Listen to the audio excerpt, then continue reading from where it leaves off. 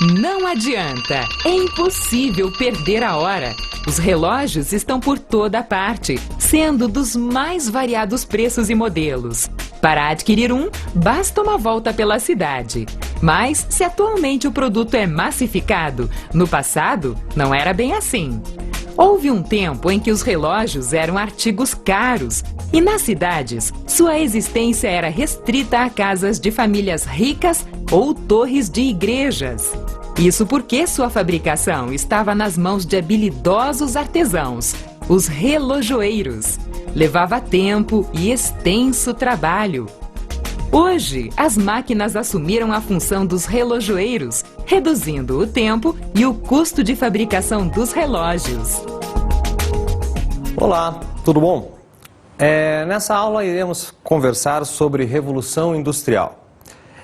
Fala-se muito atualmente sobre a importância do trabalho na vida das pessoas, mas será que sempre foi assim?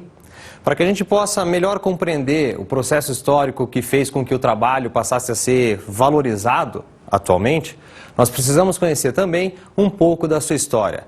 Da onde, quando que começa a se firmar a valorização do trabalho como nós o vemos atualmente. Para entender isso daí, é fundamental pensarmos, entendermos o processo histórico que nós denominamos de Revolução Industrial. A Revolução Industrial nada mais foi do que um processo de mudanças no sistema de produção que aconteceu há uns 200, 300 anos, mais ou menos em meados do século XVIII. De lá para cá, a situação em relação ao trabalho vem se modificando ao longo das décadas e cada vez nós temos uma nova forma de organização do trabalho. Entender o que é o trabalho hoje exige que nós compreendamos também o processo histórico de Revolução Industrial, tema da nossa aula. Está na luta, corre, do dia a dia. Mamita é fria, mas precisa ir trabalhar. Essa rotina em toda a firma começa às 7 da manhã. Patrão reclama e manda embora quem atrasar. Trabalhador brasileiro, frentista, polícia, bombeiro.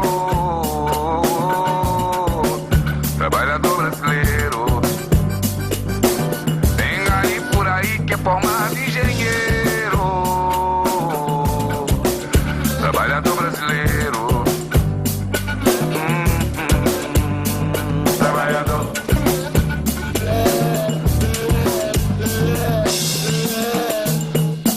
O trabalho, a rotina, o horário, o cotidiano.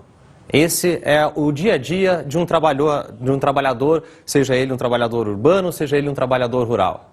Nós temos cada vez mais que correr contra o relógio.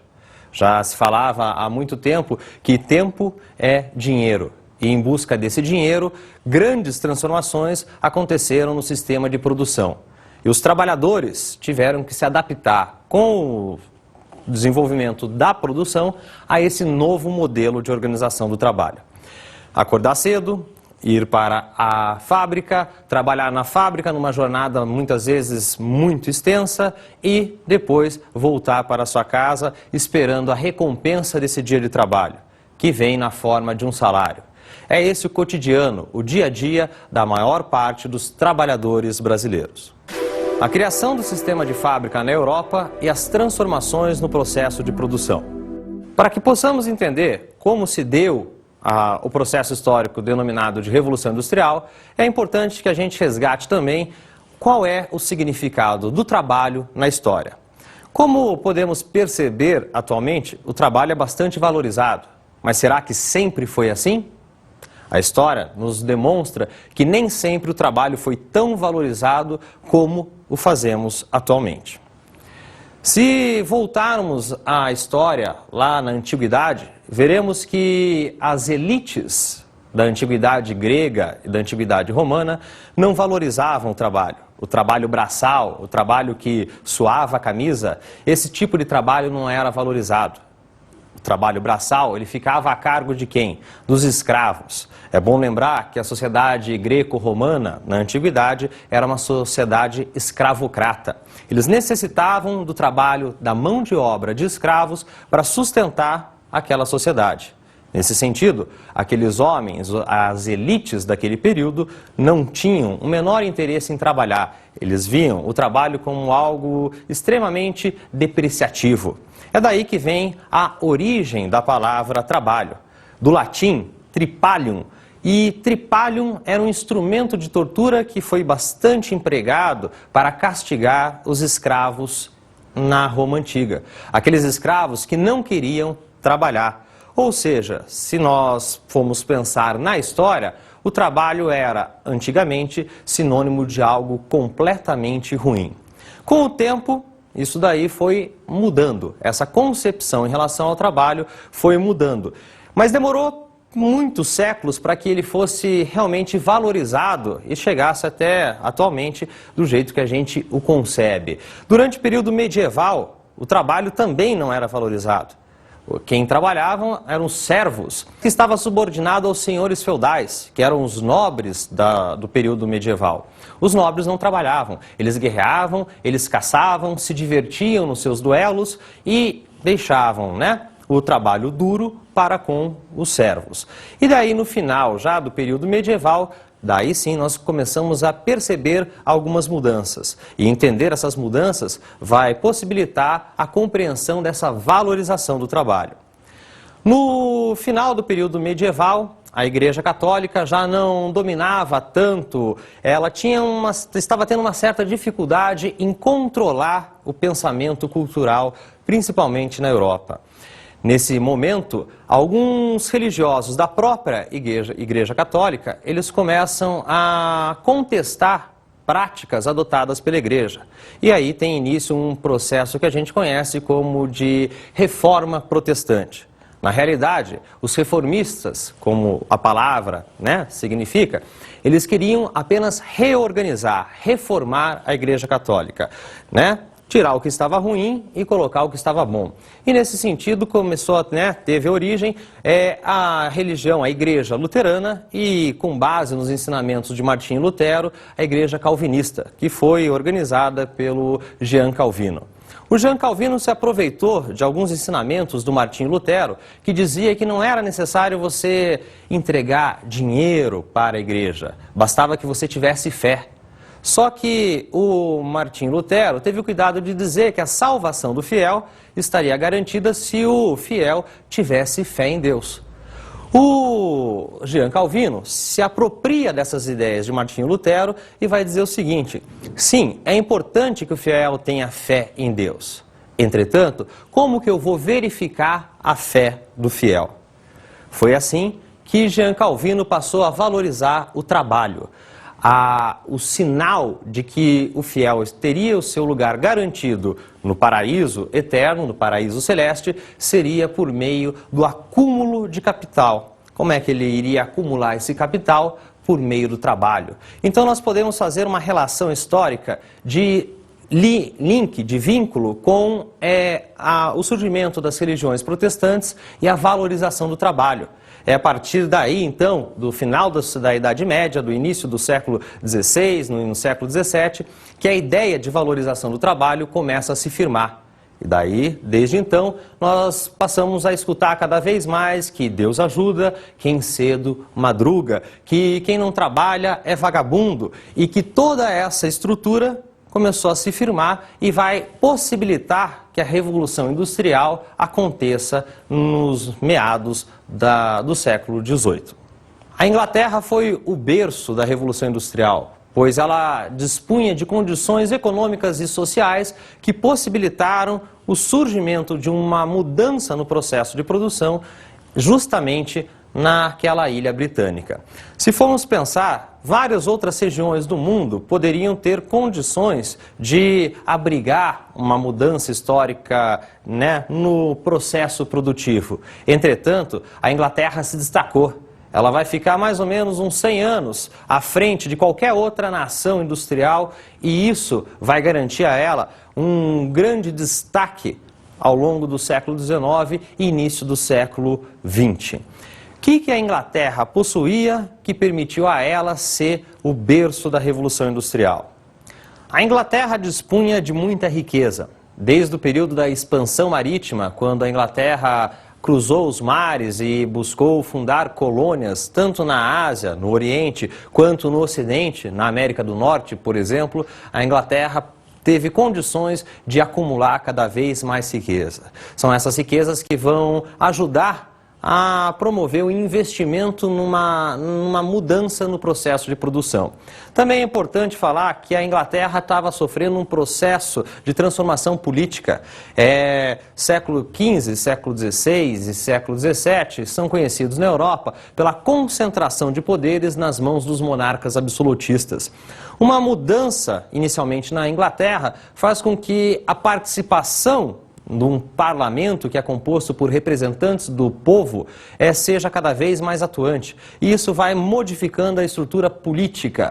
Logo, nós temos aí dois fatores que vão promover, vão ajudar a contribuir com o início da Revolução Industrial. Inicialmente, o acúmulo de riquezas. Depois, nós temos o quê? Uma mudança política. Será que a Inglaterra foi a única responsável pelo início da Revolução Industrial? Veja o que o historiador Eric Hobsbawm diz a esse respeito.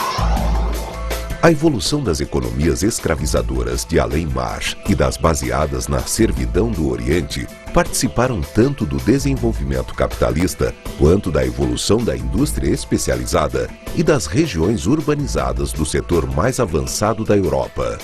Na verdade, é muito provável que, dadas as condições dos séculos XVI a XVIII, houvesse lugar no mundo apenas para uma potência industrial avançada, de tal forma que agora devemos nos perguntar por que devia ser precisamente a Inglaterra essa potência avançada.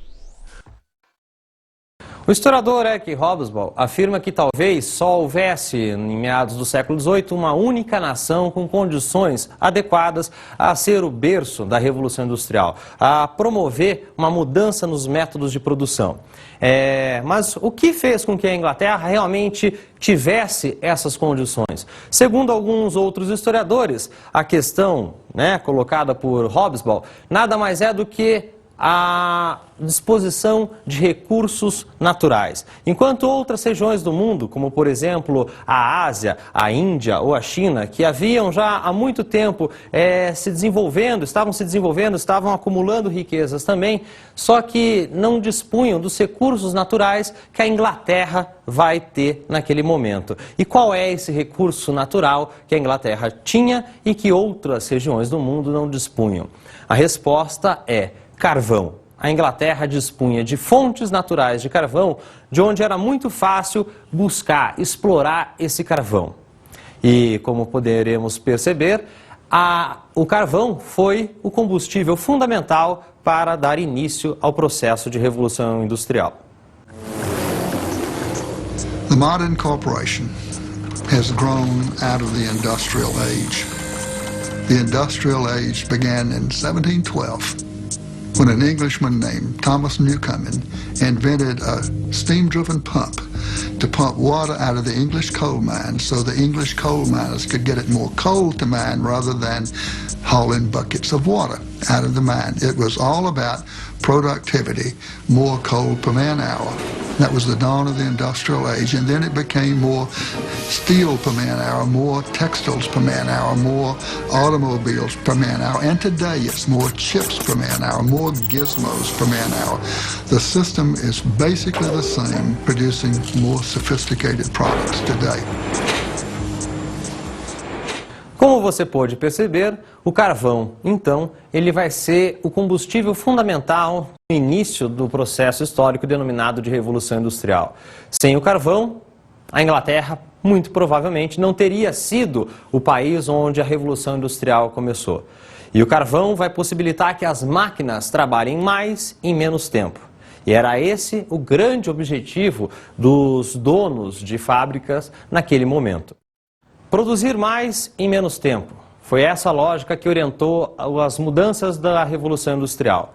Mas como produzir mais em menos tempo? Para entender essas transformações é fundamental resgatarmos ainda um pouquinho mais de história.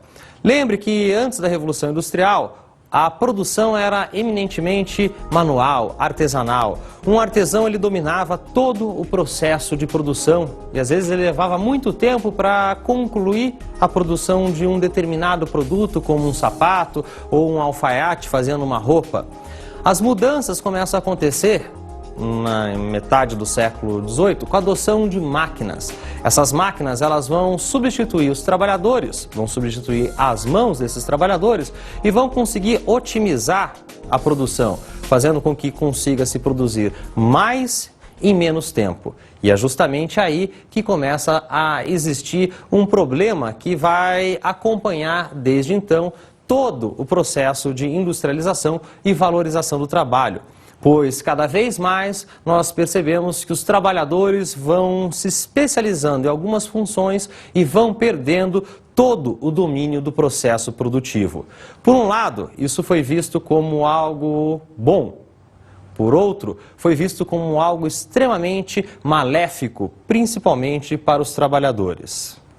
Mas antes de conhecermos um pouco de como foi concebido, como foi entendida essa especialização do trabalho, é importante saber realmente como se estabeleceu a divisão do processo produtivo e a gradual perda do domínio da produção. Antigamente, os trabalhadores dominavam todo o processo produtivo. Depois, com a adoção das máquinas, com a evolução do processo industrial, esses trabalhadores foram perdendo o domínio do processo produtivo, como você poderá verificar agora. Você sabia que o bordado existe desde a pré-história? No tempo em que os homens moravam em cavernas, o ponto cruz era usado na costura das vestes, feitas de peles de animais. A técnica, é claro, desenvolveu-se ao longo do tempo. Mas o responsável por esse trabalho era uma constante: o homem. Toda a técnica era de responsabilidade da bordadeira. Ela detinha, portanto, o domínio do processo produtivo. Contudo, no início do século XX, surgiu o bordado à máquina, mais ágil e com menores custos. E a partir daí, a bordadeira já não era mais detentora do processo produtivo. Esse domínio passou ao dono das máquinas. E a bordadeira, por sua vez, passou a vender sua força de trabalho, ganhando para isso um salário. Como você viu, a especialização fez com que os trabalhadores fossem gradualmente perdendo o domínio do processo produtivo. Para algumas pessoas, essa especialização ela foi vista como algo benéfico, como, por exemplo, Adam Smith, conhecido como pai do liberalismo econômico. Para o Adam Smith, um pensador do século XVIII, ele defendeu que a especialização contribuiria para uma produção cada vez maior, ou seja, uma produção em larga escala, que faria com que a economia se movimentasse, com que a economia crescesse. Segundo a lógica de Adam Smith, na medida em que o trabalho fosse sendo especializado, a produção iria automaticamente aumentar. E isso permitiria que cada vez mais pessoas pudessem se beneficiar dos novos recursos e das novas benesses da Revolução Industrial. Entretanto, um século depois, outros pensadores, analisando já quase 100 anos de Revolução Industrial, eles perceberam que a especialização não era tão benéfica assim. Enquanto Adam Smith dizia que era possível produzir mais em menos tempo e com isso movimentar a economia, outros dois pensadores, Karl Marx e Friedrich Engels, defenderam justamente o contrário. Eles foram grandes opositores do pensamento defendido pelo Adam Smith. Para Karl Marx e Friedrich Engels, a especialização nada mais fez do que tirar do trabalhador o domínio do processo produtivo. E numa linha de produção na qual o trabalho está sendo dividido em etapas, o trabalhador não possui nada mais do que simplesmente uma força de trabalho que passa a ser repetitiva, mecânica, ou seja, para o pensamento de Marx e Engels, era uma força de trabalho que não agregava valor. O que significa isso? significa dizer que se antes da Revolução Industrial um sapateiro, por exemplo, dominando todo o processo produtivo, ele conseguia agregar valor ao seu produto final, pois era ele que dominava todas as etapas. Isso significa dizer que era ele que conhecia o processo de produção. Na medida em que esse processo de produção passa a ser partilhado, dividido, cada funcionário, cada empregado, cada trabalhador, ele vai dominar apenas uma das etapas desse processo produtivo. Pegando o mesmo exemplo que eu acabei de dar, que é num sapateiro, imagine agora que o sapato passa a ser produzido com uma divisão de tarefas. Um funcionário é encarregado apenas de curtir o couro. O outro funcionário, ele só sabe recortar o couro no formato ideal para formar um sapato. O outro trabalhador, ele só domina passar o cadarço naquele sapato e assim por diante.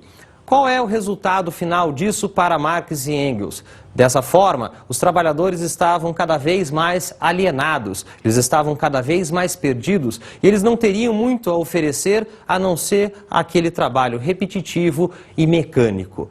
Por isso, começa a existir, em pleno século XIX, já com um século praticamente de história de Revolução Industrial, várias contestações a esse processo de mudança, que para alguns contribuía para aumentar as riquezas no mundo e, provavelmente, em teoria, distribuir essas riquezas entre todos. Mas vários outros pensadores começaram a perceber que, na prática, as riquezas não estavam sendo divididas e os trabalhadores estavam cada vez mais presos a uma atividade da qual qualquer outra pessoa poderia fazer. Resumindo, um trabalhador que perde o domínio do processo produtivo, ele não tem mais nada a oferecer do que simplesmente a sua força mecânica, a sua força física. E é assim que a Revolução Industrial começa a operar mudanças significativas, não só no processo produtivo, mas também na própria organização da sociedade.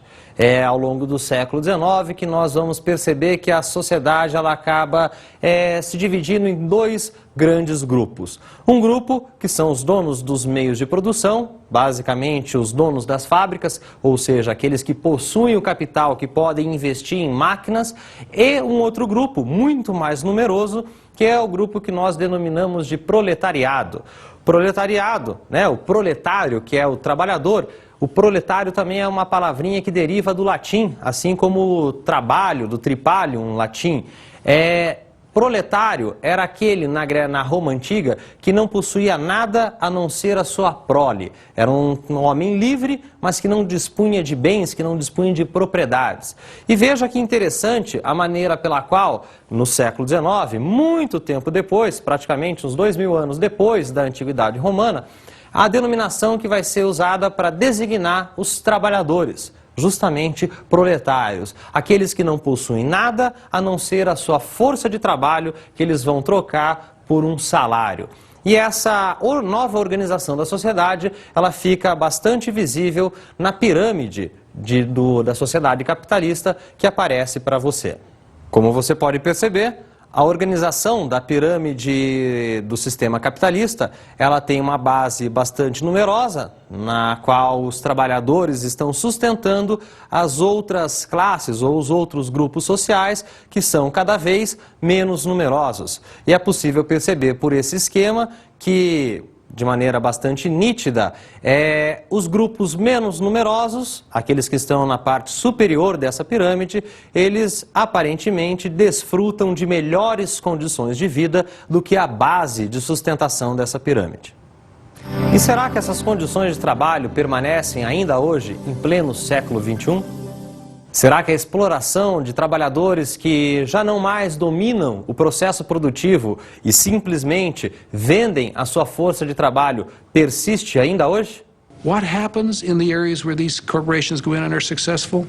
They soon find that they can't do any more in that country because the wages are too high now.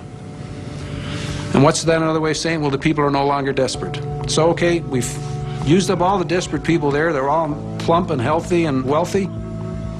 Let's move on to the next desperate lot and employ them and raise their level up. No trecho do documentário The Corporation, você pode perceber que cada vez mais as grandes corporações buscam mão de obra barata. E, independente do lugar onde esteja essa mão de obra, as corporações vão e instalam as suas estruturas para lá começarem um novo processo de produção. Well, the whole idea of the export processing zone is that it will be the first step towards this wonderful new development. Through the investment that's attracted to these countries, there will be a trickle-down effect into the communities. But because so many countries are now in the game of creating these free trade enclaves, they have to keep providing more and more incentives for companies to come to their little denationalized pocket, and the tax holidays get longer. So the workers rarely make enough money to buy 3 meals a day, let alone feed their local economy.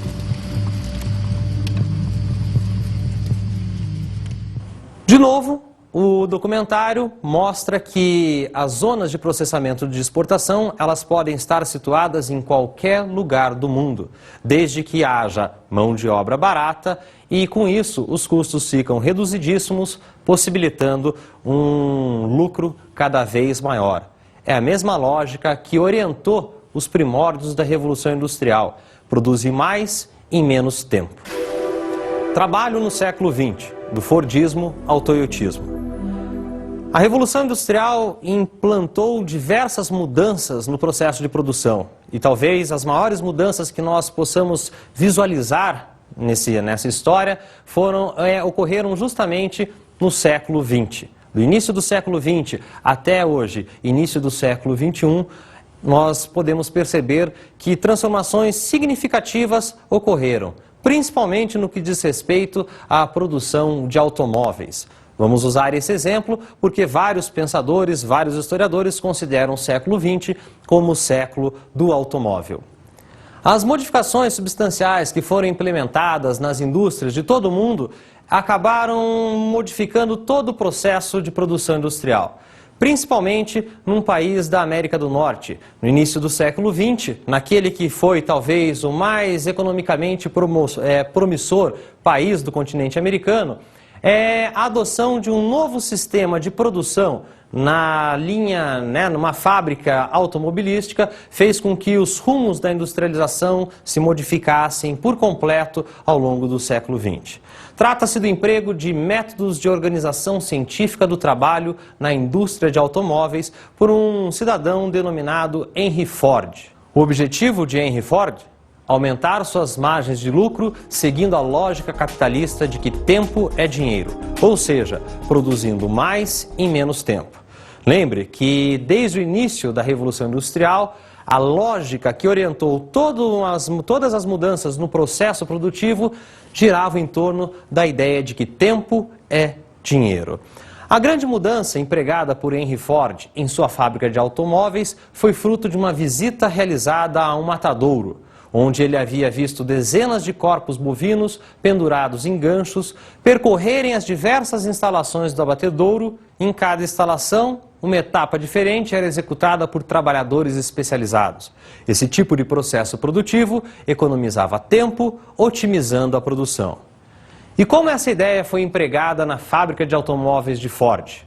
Ora, seguindo a mesma lógica, subdividindo as etapas e especializando os trabalhadores em atividades simples que poderiam ser executadas de maneira rápida. Essas mudanças ficaram conhecidas como linha de montagem, espécie de processo produtivo que posteriormente foi adotado em fábricas e indústrias de todos os tipos. Mr. Cousins, with all due respect, Henry ordered me, the strictest orders, to bring you away from whatever you were doing. Take a look at this. All right, where's my running board, man? Bring in the running board. Put it right over the holes. That's it. Don't bother anything else. You go back to the next car. Now, my bolt man. Where's my bolt man? Put it right in the bolt holes. Don't bother to tighten them. Don't bother. Where's the man that's going to tighten them? You come in there. Now, next, you go back to the next car, bolt man. Cousin, how do you like that, huh? How about them figures? 6.5 hours per chassis, and we just started. Henry? It's brilliant. Brilliant, hell, it's just common sense, cousin. It's just common sense.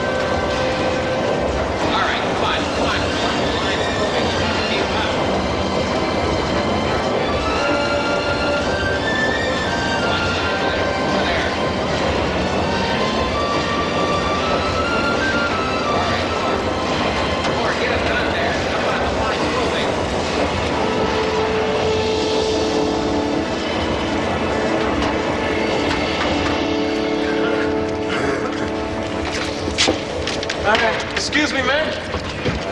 Excuse me. This is pretty important. Mr. Cousins is sorry he couldn't be here, but he asked me to be sure and tell you that we're down to 90 minutes per car. And thank you. No trecho do filme Ford, O Homem e a Máquina, ficou evidente que a adoção do sistema de linha de montagem, de produção em série, otimizou o lucro, fez com que mais carros pudessem ser fabricados em menos tempo. É isso que você pode perceber nessas duas tabelas que aparecem para você aí no vídeo. Com o passar do tempo, com a adoção desse novo sistema de produção, o custo de cada automóvel caiu de maneira proporcional ao tempo de fabricação. Ou seja, antes da adoção desse sistema, quando um automóvel levava mais de 10 horas para ser fabricado, ele tinha um custo muito elevado. Com a adoção desse sistema pelo Henry Ford, ele conseguiu baratear a produção e a ideia era fazer com que cada vez mais pessoas tivessem acesso a um automóvel. E é por isso que muitos dizem que o século XX foi o século do automóvel. E nesse sentido, Henry Ford contribuiu para a popularização do automóvel. Um dos casos mais conhecidos de Henry Ford foi a adoção de uma campanha publicitária, na qual ele afirmava que você pode ter o Ford modelo T de qualquer cor, desde que seja preto. Isso significa que na linha de montagem, os automóveis eram todos produzidos da mesma maneira. Ou seja, não havia possibilidade de mudança na linha de montagem. Os trabalhadores, todos especializados, executavam sempre as mesmas atividades e o produto final era sempre igual. As mudanças empregadas por Henry Ford são comumente conhecidas como sistema fordista de produção, ou simplesmente Fordismo. Esse sistema vigorou com força total até meados da segunda metade do século XX, quando uma grande crise econômica, derivada do aumento do preço do barril de petróleo, forçou que novas mudanças fossem adotadas. Dessa vez, a mudança não teve início no Ocidente, berço do Fordismo, mas lá na terra do sol nascente, no Japão, mais precisamente nas fábricas da Toyota Motor Corporation, com sede na cidade de Toyota. Lá, uma revolução no processo de produção de automóveis alterou, mais uma vez, os métodos produtivos. Entretanto, o objetivo permanecia o mesmo: reduzir os custos e otimizar os lucros. Afinal, tempo é dinheiro. Este novo modelo ficou caracterizado pela terceirização das etapas produtivas, nas quais o automóvel não mais seria produzido em uma única unidade fabril, mas sim em diversas fábricas menores, as chamadas fábricas fornecedoras. Esse sistema, conhecido como toyotismo, aproveitou-se das inovações tecnológicas de informação e comunicação e descentralizou o processo produtivo em busca de mercados de mão de obra mais baratos, estratégia característica da globalização econômica, que nada mais é a integração das relações comerciais em escala internacional. Talvez a maior diferença entre o Fordismo e o toyotismo tenha sido a flexibilização e a personalização da produção, ao oferecer ao consumidor a oportunidade de escolha. Assista agora um trecho do filme Tempos Modernos, de Charles Chaplin, no qual ele apresenta uma situação em uma linha de montagem. Section 5, give it the limit.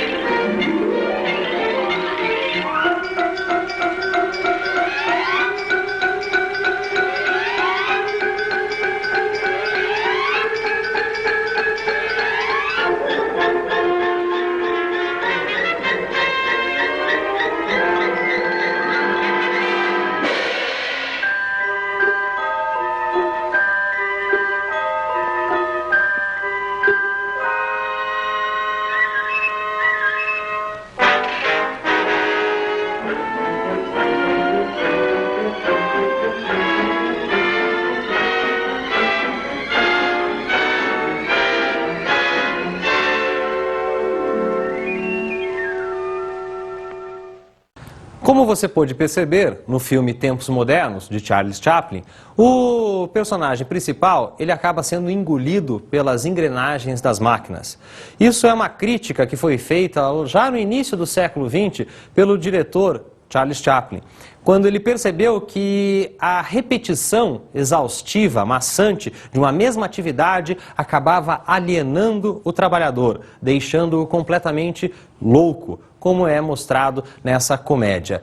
Isso fica evidente também na charge que você pode conferir aí na tela.